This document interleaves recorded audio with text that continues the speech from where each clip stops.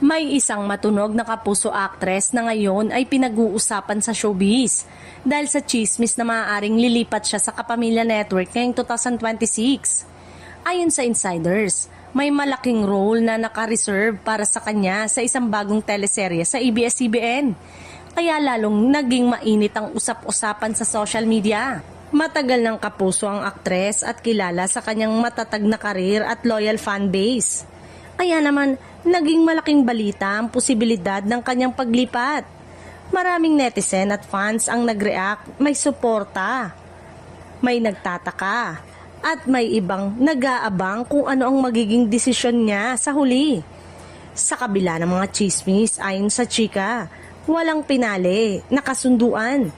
Patuloy pa rin ang negosasyon ng kanyang kampo at ng GMA at sinasabing may counter-offer ang Kapuso Network para mapanatili siya. Ipinapakita nito na isa pa rin itong maingat na usapin bago maging opisyal ang anumang desisyon. Hindi naman bago sa industriya ang ganitong senaryo. Ilang Kapuso stars ang lumipat sa Kapamilya sa nakaraang mga taon para sa mas malaking oportunidad at bago silang project.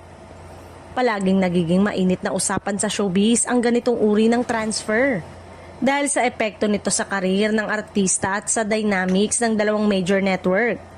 Sa ngayon, abala ang fans at media sa pagbabantay sa kaganapan kung sakaling magdesisyon ng aktres na lumipat sa Kapamilya.